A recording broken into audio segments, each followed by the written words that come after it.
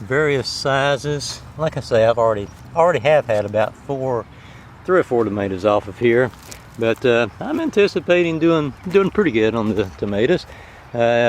This, as far as the cage tomatoes go, this early girl here and this early girl there are the healthiest ones. These here that did such a wild amount of sprawling type growth up here, they're really, these cages are jammed too close together, so the leaves on some of them are looking a little yellowed, which is, you know, it's what historically happens to my tomatoes. I usually get blight because in these cages they really don't get much air circulation, which leads to blight, and when you jam your cages together it makes it even worse. So knowing that, I still jam these cages together for some odd reason. But anyway, I will have quite a few tomatoes on these even before they start to blight. As a matter of fact, I was reading online where especially in the Northeast, that with all the rain that we've been having, or they've been having, we quit having rain.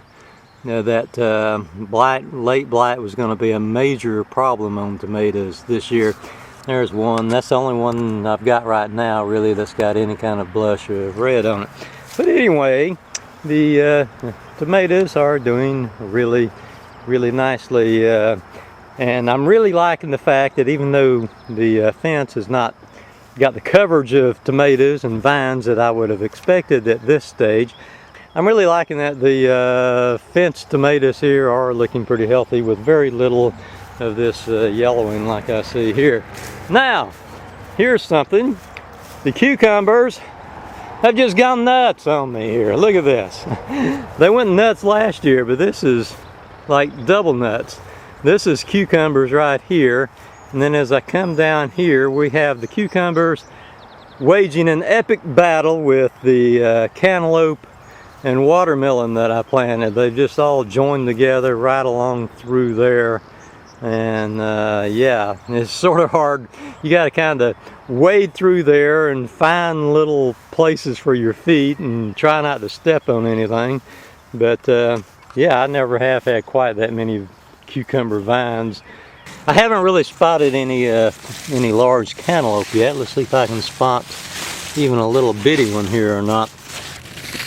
Cantaloupe, none of them so far are really any bigger than that, I don't think, although I've not done a extensive survey on them. However, on the watermelon, I do have one that's just outpacing the rest of them.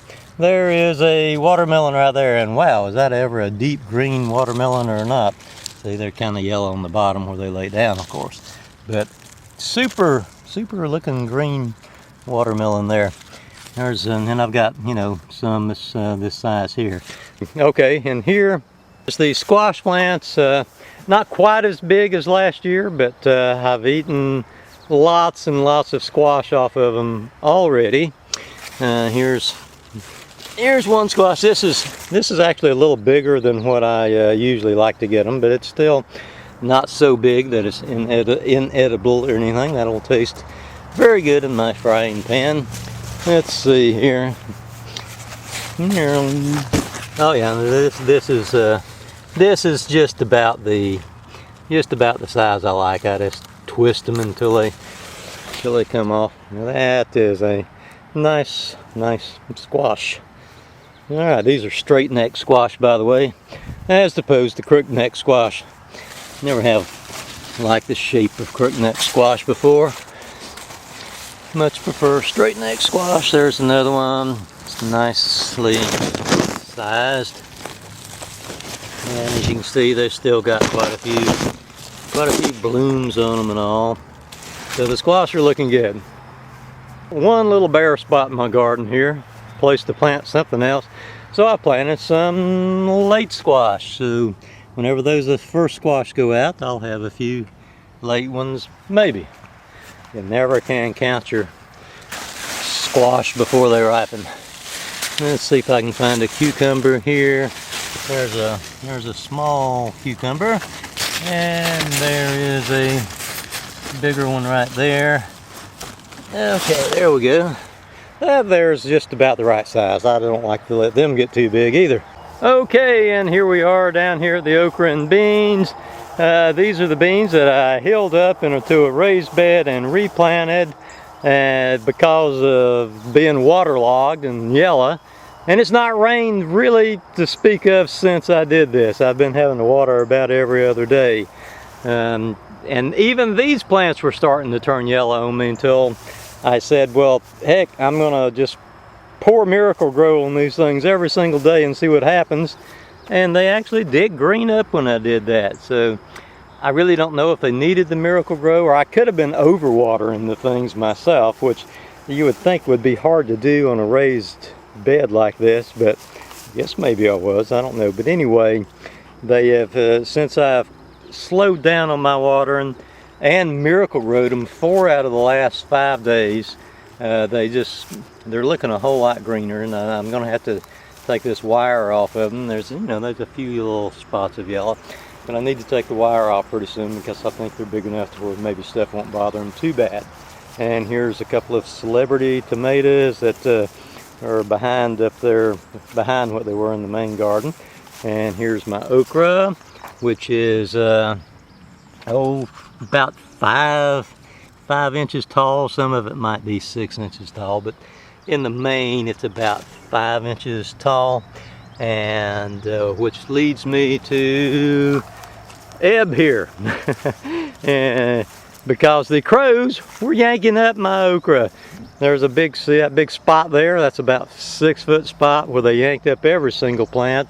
And then there's another spot 2 or 3 foot, and then there's another spot right there with none in it, about 7 foot. And I caught them in the action. They were down here just like having a big party and yanking up okra plants. And there's no food value in the things. They don't eat them. They just yank them up for the fun of it. But anyway, I put ebb here. I had 60 plants, 60 feet worth of plants, let's say, because I still got to thin them to 1 plant per foot. And they've yanked up 21 feet worth of plants out of 60. So I've now got 39 feet of okra plants. But I put ebb up 2 days ago, and I've not lost a single plant yet. I just think he looks like Ebb from Green Acres a little bit.